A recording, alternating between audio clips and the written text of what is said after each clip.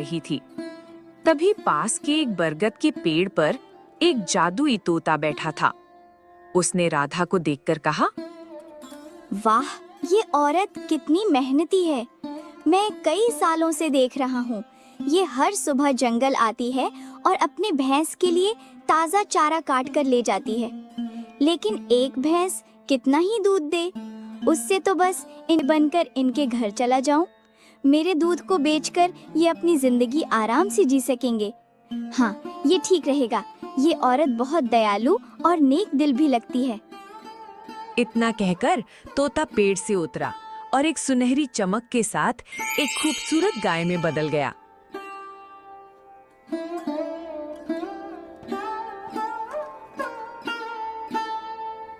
फिर वो राधा के पास गया और बोला, हे दयालु औरत, इस जंगल में मेरा कोई नहीं है। मैं अकेली हूँ। क्या तुम मुझे अपने घर ले चलोगी? मैं तुम्हें बदले में ढेर सारा दूध दूंगी। राधा ने गाय की बात सुनकर आश्चर्य से कहा, ये क्या? मैं कोई सपना तो नहीं देख रही। ये गाय तो बोल रही है। पहले तुम बताओ, तुम बोल कैसे रही हो? मैंने तो आज तक कोई गाय इंसानी आवाज में बोलते नहीं देखी। दरअसल मैं एक जादुई गाय हूँ, इसलिए मैं इंसानों की तरह बोल सकती हूँ और उनकी बातें समझ सकती हूँ। मैं कह रही थी, मुझे अपने घर ले चलो। तुम मुझे सुबह शाम हरा भरा चारा देना और मैं तुम्हें ढेर सारा दूध दूंगी। उस दूध को बेचकर तुम अपनी जिंदगी आराम से चला सकोगी। एक भैंस से तुम्हारा गुजारा तो हो नहीं रहा। राधा ये सुनकर बहुत खुश हुई और बोली, अरे जादुई गाय, तुम सच कह रही हो। अगर ऐसा हुआ तो हमारी सारी मुश्किलें खत्म हो जाएंगी। ठीक है, तुम मेरे साथ चलो। राधा गाय को लेकर घर की ओर चल पड़ी।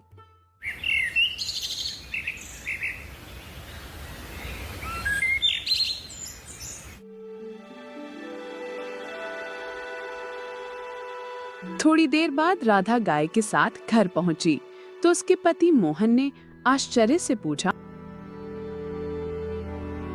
अरे राधा, तुम तो भैंस के लिए चारा काटने गई थी, फिर ये गाय कहाँ से ले आई तुम? मोहन, मैंने इसे कहीं से पकड़ा नहीं। ये मुझे जंगल में मिली। इसे बस थोड़ा सा चारा देना है और ये बदले में ढेर सारा दूध देगी। एक भैंस से हमारा गुजारा नहीं हो रहा था। अब इस गाय का दूध बेचकर हम अच्छे से जी सकेंगे।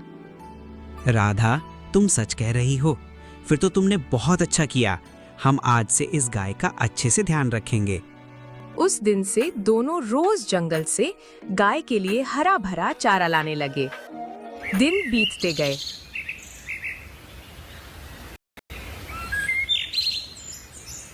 कुछ समय बाद मोहन गांव के मुखिया के पास रोज दूध देने जाने लगा।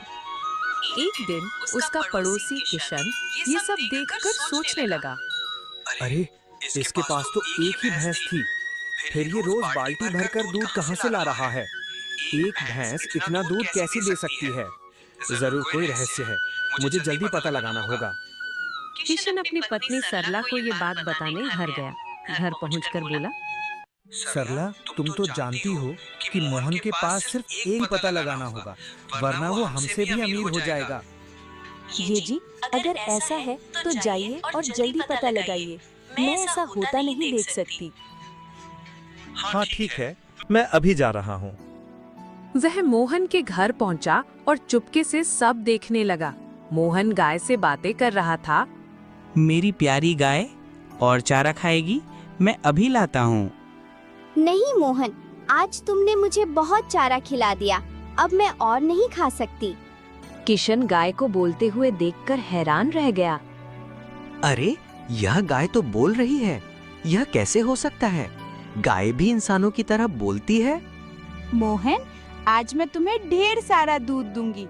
जितना दूध चाहिए उतनी बाल्टियां रख दो। कल सुबह वो सारी बाल्टियां दूध से नहीं गायत्री, तुम पहले जितना दूध देती थी उतना ही दो। ज्यादा लालच अच्छा नहीं।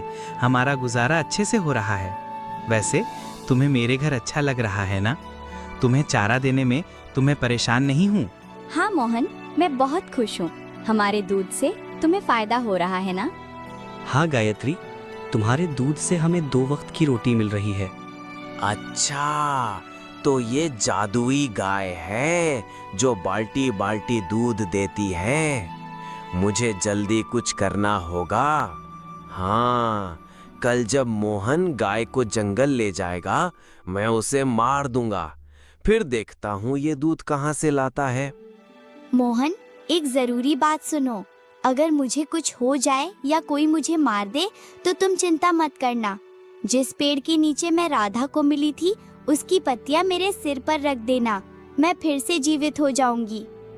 गायत्री, ऐसी बातें क्यों करती हो? मेरा किसी से झगड़ा नहीं, कोई तुम्हें क्यों मारेगा? चलो मैं तुम्हें जंगल ले चलता हूँ।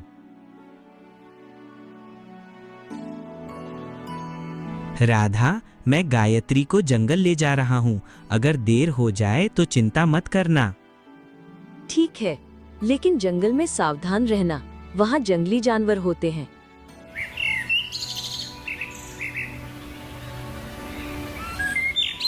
मोहन गाय को लेकर जंगल गया। वहाँ गायत्री हरा भरा चारा खाने लगी। तभी मोहन ने सोचा, आज बहुत गर्मी है, एक काम करता हूँ, मैं उस पेड़ के नीचे थोड़ा आराम कर लेता हूँ। वो पेड़ के नीचे जमीन पर बैठ गया। इधर किशन झाड़ियों में छिपा था। उसने सोचा, इस गाय को मारना ही पड़ेगा, ये मेरे रास्ते का कांटा है। तभी गायत्री जोर जोर से चिल्लाने लगी। मोहन नींद से जागा और बोला, अरे गायत्री को क्या हुआ? मुझे देखना चाहिए।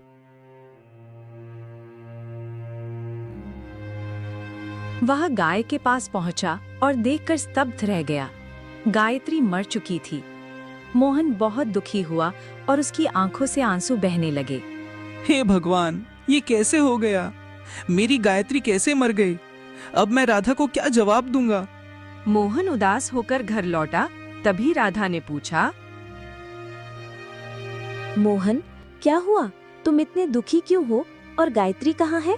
राधा, मैं तुम्हें कैसे बताऊं? गायत्री अब नहीं रही, वो मर गई। ये क्या कह रहे हो? वो तो जंगल में चारा खाने गई थी। बताओ क्या हुआ? मैं जंगल में पेड़ के नीचे सो रहा था, तभी अचानक गायत्री की चीख सुनाई दी। जब मैंने देखा तो वह मर चुकी थी। ये कैसे हो गया? वो गाय हमारी कमाई का एकमात्र सहारा थी। अब हम क्या करेंगे? राधा, चिंता मत करो, मुझे गायत्री का रहस्य पता है। मैं जंगल से पत्तियां लाता हूँ। ठीक है, लेकिन सावधानी से जाना। मोहन जंगल गया।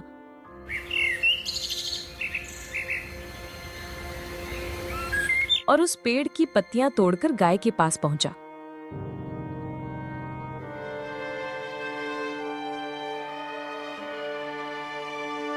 उसने पत्तियां गाय के सिर पर रखीं। तभी एक तेज रोशनी के साथ गायत्री जीवित हो गई। मोहन खुश होकर बोला, गायत्री, तुम वापस आ गई। भगवान का लख लख शुक्र है। पता है, मुझे तुम्हारे बिना अच्छा नहीं लग रहा था। राधा और मैं रो रो कर बुरा हाल हो गया। मोहन, अब मैं ठीक हूँ। चलो घर चलते हैं। राधा मुझे देखकर खुश होगी। मोहन गाय को लेकर घर गया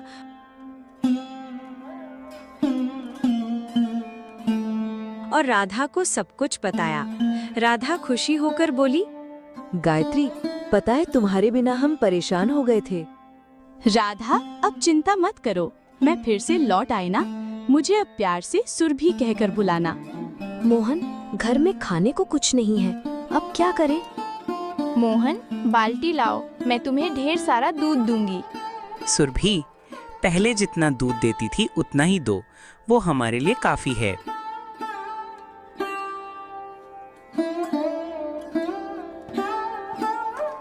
मोहन बाल्टी लाया। एक जादुई रोशनी के साथ बाल्टी दूध से भर गई। राधा बोली, वाह सुरभि, तुम्हारा दूध तो बहुत गाढ़ा है, लेकिन अभी हमारे पास चारा नहीं है। कोई बात नहीं, हमारे पास अमरूद का पेड़ है, उसकी पत्तियां लाओ, वही खा लूंगी। तभी किशन पीछे से आया और ये सब देखकर हैरान हो गया। मैंने तो इस गाय को मार दिया था, फिर ये कैसे जीवित हो गई? मुझे फिर से कुछ करना होगा। राधा, मैं मुखिया के पास दूध देने जा रहा हूँ। अगर देर हो जाए तो चिंता मत करना। ठीक है, लेकिन थोड़ा जल्दी लौटना। मोहन जंगल के रास्ते मुखिया के घर गया। रास्ते में उसने एक बूढ़ी औरत को कुटिया के सामने रोते देखा। अरे अम्मा, आप रास्ते में बैठकर क्यों रो रही हैं? बेटा, मुझे 2 दिन से भूख लगी है। कुछ खाने को मिल जाए तो अच्छा होता। खाने के लिए कुछ तो नहीं है, लेकिन मेरे पास दूध है, आप इसे पी लो। बेटा, तुमने मेरी जान बचा ली। मेरे बेटे बहू मुझे छोड़कर चले गए। मोहन ने दूध का कुछ हिस्सा बूढ़ी माँ को दिया और बाकी लेकर मुखिया के पास गया। मुखिया जी, ये ताजा ताजा दूध लाया हूँ। मोहन, तुम कई दिन के बाद आया, कोई दिक्कत परेशानी थी क्या? हाँ मुखिया जी, मेरी गाय बीमार थी, लेकिन अब सब ठीक हो गया है। वह दूध देकर घर लौटा। कुछ दिन बीत गए।